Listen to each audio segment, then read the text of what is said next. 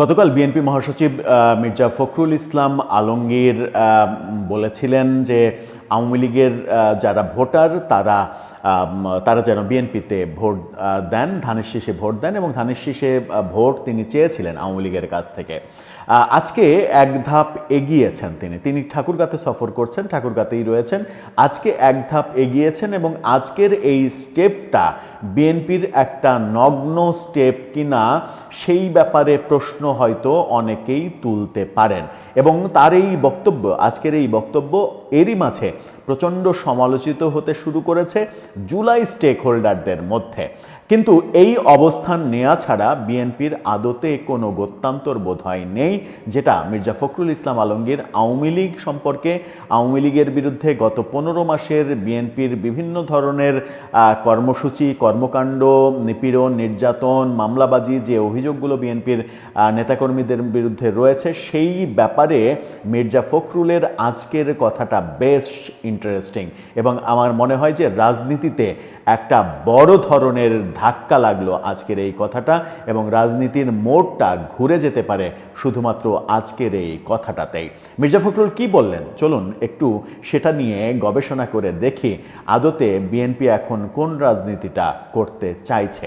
থাকবেন পলিটিক্স টিভির নিয়মিত আয়োজনে।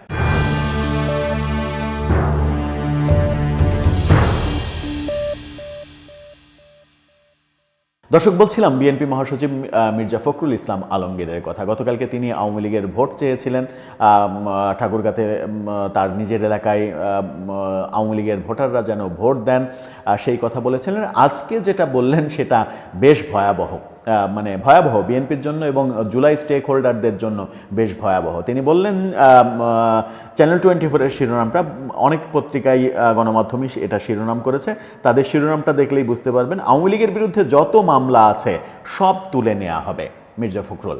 অর্থাৎ এই কথার মাধ্যমে দুটো ব্যাপার স্পষ্ট হলো। এক, আওয়ামী লীগের বিরুদ্ধে প্রচুর মামলা আছে এবং যেগুলো বিএনপি করেছে। দুই, আওয়ামী লীগের বিরুদ্ধে যেহেতু মামলা আছে সেহেতু মামলা বিএনপি তুলে নেবে কি জন্য? ভোটের রাজনীতির জন্য, ভোট পাওয়ার জন্য। অর্থাৎ আওয়ামী লীগের লোকজনের প্রতি আহ্বান জানালেন তিনি যে আপনারা বিএনপিকে ভোট দেন, আমরা ক্ষমতায় আসলে আওয়ামী লীগের বিরুদ্ধে যত মামলা রয়েছে সেই মামলা সব আমরা তুলে নেব। কি বলছেন তিনি? বলছেন আমরা প্রতিহিংসার রাজনীতি করব না, আওয়ামী লীগ যেভাবে মামলা করেছে আমরা সেভাবে মামলা করতে চাই না, কথা দিচ্ছি আওয়ামী লীগের বিরুদ্ধে যত মামলা আছে সব তুলে নেওয়া হবে, আমরা সৌহার্দ্য ও সম্প্রীতির রাজনীতি করতে চাই। এই যে অসাধারণ কথাটা, সৌহার্দ্য এবং সম্প্রীতির রাজনীতি করতে চাই, এই অসাধারণ কথাটা যদি ডে 1 থেকে 5 আগস্টে সরকার পতনের পর থেকে বিএনপির নেতাকর্মীরা মাথায় রাখতেন, আমার মনে হয় যে ডাকসু, জাকসু, রাকসু, চাকসু, 4টি বিশ্ববিদ্যালয়ের যে ছাত্র সংসদ নির্বাচন, সেই ছাত্র সংসদ নির্বাচনে ভরাডুবি হতো না। কারণ শিক্ষা প্রতিষ্ঠানেও যেভাবে মব তৈরি করা হয়েছে ছাত্রলীগের সমর্থক নেতাকর্মীদের বিরুদ্ধে, সেই ব্যাপারটাও কিন্তু সাধারণ ছাত্রছাত্রীদের ওপরে একটা প্রতিক্রিয়া তৈরি করেছে, যে কাজগুলো শিবিরের ছেলেপেলে কিন্তু করেনি। সেই কারণেই এক ধরনের ভরাডুবি হয়েছে বিশ্ববিদ্যালয়গুলোতে।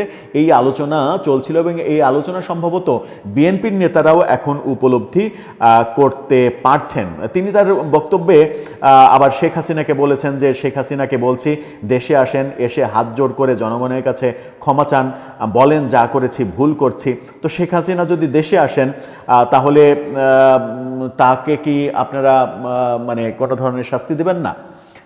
তাকে যাবজ্জীবন জেল কিংবা ফাঁসিতে লটকাবেন না? সেটা নিশ্চিত করছেন শেখ হাসিনাকে আপনার এই বক্তব্যের মাধ্যমে, যে তিনি আসবেন, তিনি বলবেন যে আমার ভুল হয়েছে, আমি ক্ষমা চাই, তাহলেই সব কিছু হয়ে গেল। সেই মর্মে রাজি হচ্ছেন? তো সেই মর্মে একটা মুসলেকার দিকেও তো বোধহয় যেতে পারেন।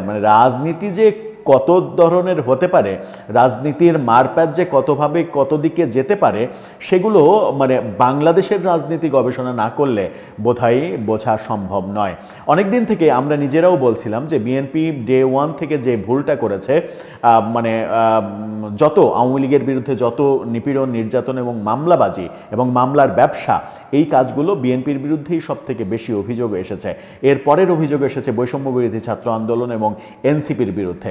জামাতের বিরুদ্ধে কিন্তু খুবই কম সংখ্যক অভিযোগ রয়েছে। এই যে বিএনপির বিরুদ্ধে অভিযোগ, এই অভিযোগগুলো থেকে তারা যদি ডে ওয়ান থেকে মুক্ত থাকতে পারতেন। মির্জা ফখরুল ইসলাম আলমগীর যে অসাধারণ কথা বললেন যে আমরা প্রতিশোধের রাজনীতি করতে চাই না, আমাদের বিরুদ্ধে অনেক মামলা দেয়া হয়েছে, সুতরাং আমরা ওই মামলার মিথ্যা মামলা দেওয়ার মর্মটা বুঝি, আমরা এই কাজটা করতে চাই না। এই বাণীটা যদি ডে ওয়ান থেকে প্রতিষ্ঠিত হতো তাহলে বিএনপি একটা অনন্য দল হিসেবে বাংলাদেশে প্রতিষ্ঠিত হতে পারত, অনন্য নজির স্থাপন করতে পারত এবং তারা ওই মহানবীর আদর্শের বাস্তবায়নও করতে পারত যে কাঁটার আঘাত বোঝে সে মানে রাস্তায় কাঁটা বিছিয়ে রাখলে সেই কাঁটাতে পা পড়লে সেই আঘাতটা কেমন সেটা যে বোঝে, সে কখনো অন্যের জন্য রাস্তায় কাঁটা বিছায় না। সেটাই হওয়া উচিত, প্রকৃত মানুষের সেটাই হওয়া উচিত।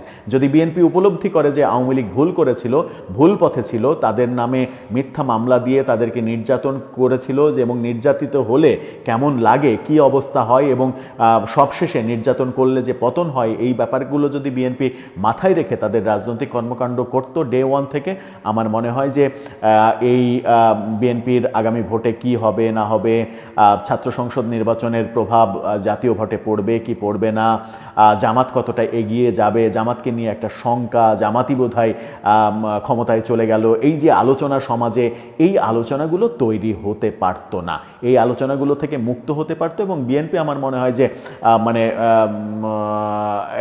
একেবারে প্রতিষ্ঠিত করতে পারতো যে বাংলাদেশে একক বৃহত্তম দল হিসেবে নিজেদেরকে প্রতিষ্ঠিত করতে পারতো, শুধুমাত্র আইডিওলজির জায়গাটা যদি ওইভাবে প্রতিষ্ঠিত করা সম্ভব হতো।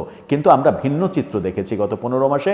এই চিত্রের পরে এতদিনে এসে ঠিক ভোটের আগে মির্জা ফখরুল ইসলাম আলমগীরের এই কথাগুলোকে আওয়ামী লীগের লোকজন হয়তো এটাকে এক ধরনের নাটক হিসেবেই ভাববেন যে এতদিন 15 মাসে আমাদেরকে নির্যাতন করে এখন আসছেন ভোটের আগে নাটক করতে, এই নাটক আমরা বুঝি।